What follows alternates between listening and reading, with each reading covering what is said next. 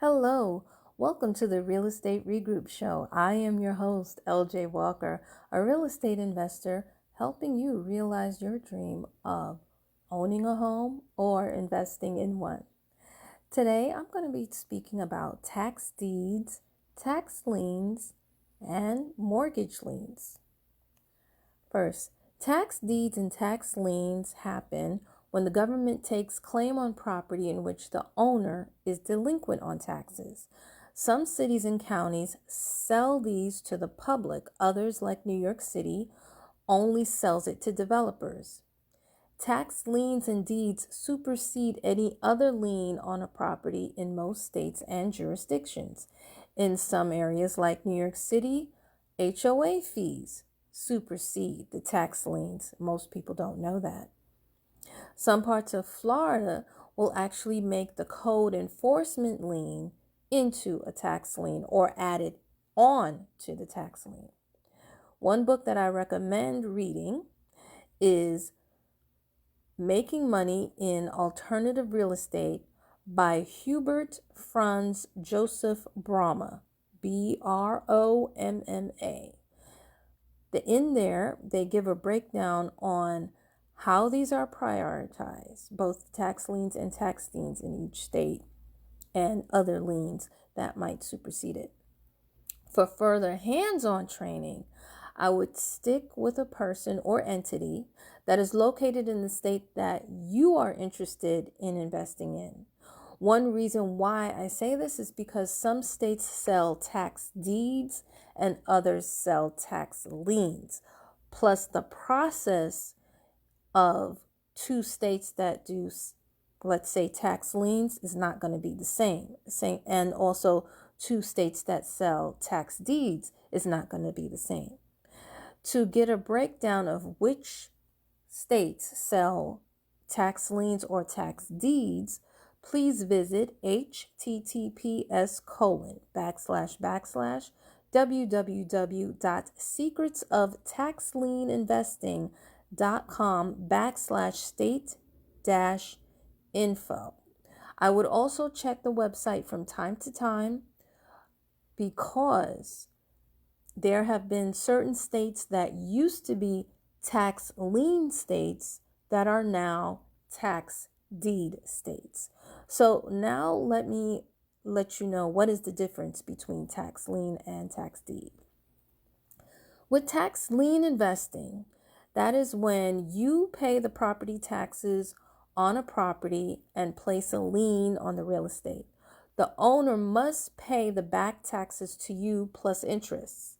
This strategy is mainly for people who are hoping not to get the property. They really just want to get the interest. If a certain amount of time lapses, though, and no money comes in, then you can foreclose on that person. The lien may be from one property, but you can go after all of the properties that person owns to get your payment. On the flip side, with tax deed, the state sells the entire property. You acquire ownership of the property for less than its market value. Most people who invest in tax deeds often do want the house. It tends to be more ideal for people who are into flipping and rehabbing. There is a redemption period, though, given to the owner to pay. This varies from state to state, of course. It can range from a few weeks to 3 years. Now I'm going to talk about something that most people are not familiar with, and that is mortgage note investing. With mortgage note investing, you become the bank and you buy the person's mortgage. Often, you buy this from a broker-dealer or another note holder who gets a list tape from the bank.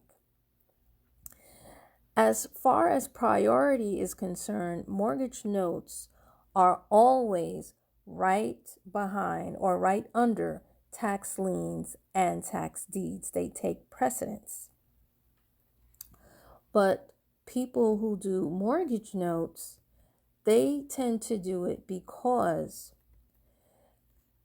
I wouldn't say always, but it normally is cheaper to do mortgage notes. You normally do get your money faster. Most people who do go into mortgage notes, not all, but the majority, they don't want the house. They want the interest, and they also want to help people stay in their homes. They normally don't want to take the home away from them. So it's a way of generating the economy and keeping people in the home that they've always dreamed of. Now, with notes, you can buy performing, which means that the person is actually current on their payments, or you can buy non-performing, which means they have fallen a bit behind. However, the ones where they've fallen a bit behind, you can always get them to re-perform. See, by law, you have to provide, as a note holder, you have to provide what's known as a kit, letting them know what government funding is available to them to keep them in their home. However, you cannot force those people to apply. So basically, it's on them. You have also what is known as first position notes, meaning that the person just has the one mortgage or the very first mortgage they took out. And you also have second position, third, and so forth. People who take out second position mortgage notes are normally people who want to add on to their home, so they'll take out a second mortgage to do so. And again, if after you have tried to assist these people to pay their mortgage and they still don't, you have the right to foreclose. Here's what a lot of people don't realize, though. There is an alternative to foreclosing on people, and you can do this with both tax liens, tax deeds, and mortgage notes. Let's say you don't want the property. You can write a letter to the people. It's probably best to have your lawyer do it. And you can work out some other sort of deal, employing some other kind of option in which you can still come in on top as an investor. You can keep the equity in their home. You can extend or rework their mortgage note or rework their tax payments so that instead of paying you all at once, they pay you what they can afford, you see. And then this way, they stay in the home. You don't have to pay, because it's normally about $5,000 or so to foreclose on people. You don't have to do that. And you still make money at the same time. And they still get a chance to stay in their home. Because see, here's the thing. A lot of people, they don't realize that when they get sick, when they become unemployed, or when they become underemployed, or they just don't realize that the government can assist them with making monthly payments, both for taxes and mortgages. But unfortunately, so many people don't know. But once you tell them and they apply, then the money that the government will give them the money, and then they in turn will give you the money, and then that pretty much settles it. But so many people, they get scared and they don't want to admit, and they're not aware that these programs exist. So that's one solution. Now, the solutions that I've mentioned, of course, is if you're going to do it yourself. There are alternatives. There are companies that will actually buy tax lien deeds and notes. They actually create what is known as a pool. It's kind of like a crowd fund or a mutual fund. So what it is they take a portion of your money and other people's money, they put it together, and they'll buy that tax lien or deed or note. You have to keep that money with that particular company, normally a minimum of 3 years, but there are some that they want to hold on to your money for 10 years. So again, you have to read that contract to make sure, because if you withdraw before then, they will definitely charge you a penalty. I wish it was a penny. Okay. There are many that want you to be accredited, especially when it comes to tax lien and tax deed investing. And there's normally a minimum of $25,000. Please note, though, that all of them are not that way, but majority of them are. Yet another way to get involved is you have some people at RIA, at Real Estate Investors Association, who will, within RIA, form their own group, and you can join in with them and see whether or not you would be interested in doing business with them. They're set up the same way the companies are, but instead of charging $25,000, they may say $10,000 or less even. It really depends on the person, and it depends on how many people are in the group.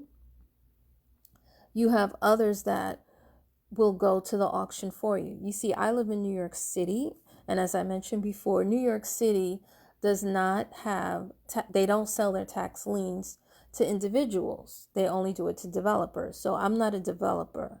So what I can do is I can go to RIA, reach out to someone that I know from there. They will go to the auction and bid on the properties for me, charging me a small fee.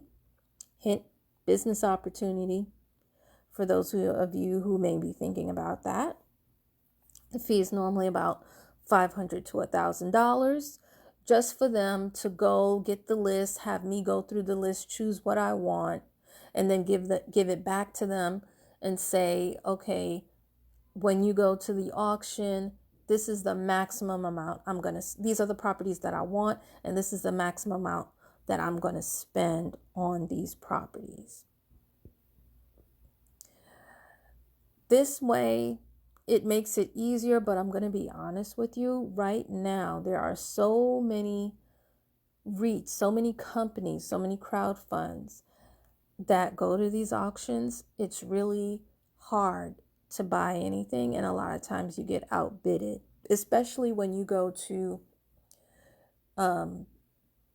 certain places in Jersey and in Florida, because you don't want to pick just any property. You know, you may have your mind set on certain ones. And then again, there are some that not only will help you bid on the property, but also will get contractors to help you fix it and flip it in case you do win the bid.